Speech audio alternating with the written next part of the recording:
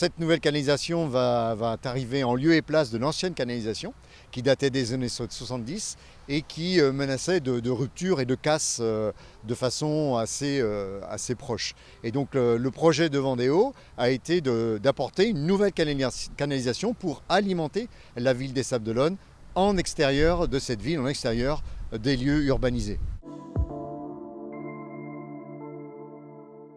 La ville des Sables-d'Olonne, c'est 46 000 habitants l'hiver et c'est jusqu'à 250 000 l'été en période de pointe. Et c'est donc une ville qui accueille beaucoup de monde et qui n'a pas de réserve d'eau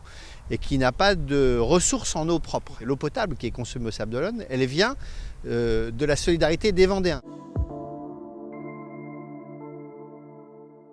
Cette canalisation elle est le reflet de la solidarité et de la mutualisation de l'ensemble de la politique du syndicat vendéen, puisque l'alimentation en eau potable de la ville des Sables-d'Olonne est principalement en provenance du barrage de Sorin-Fafarine qui se situe au Poiroux, mais ce barrage est une ressource assez petite en fait pour alimenter les Sables-d'Olonne, et donc l'eau arrive soit du Graon, soit du barrage du Jaunet, soit du Marillé ou de Mervan éventuellement en année sèche.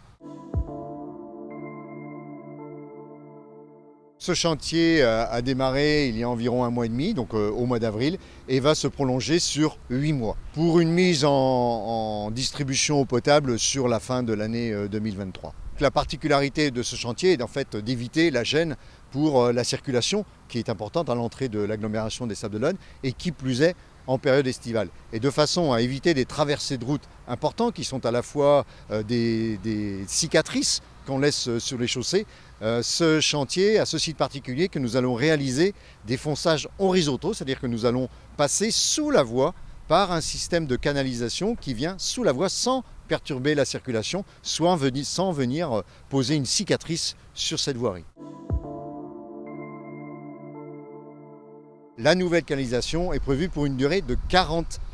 années, et donc le système de pose aujourd'hui fait que demain nous pourrons changer la canalisation sans de nouveau réaliser des travaux de ce type d'importance. Le montant d'investissement pour l'ensemble de ces travaux est de 8 millions d'euros, et je tiens à préciser que là aussi s'exerce toute la solidarité et la mutualisation au travers du syndicat, puisque ces 8 millions d'euros sont à la charge du syndicat et non pas à la seule charge des Sablais et des Sablaises ou sur l'ensemble de cette zone géographique ainsi desservie par cette canalisation.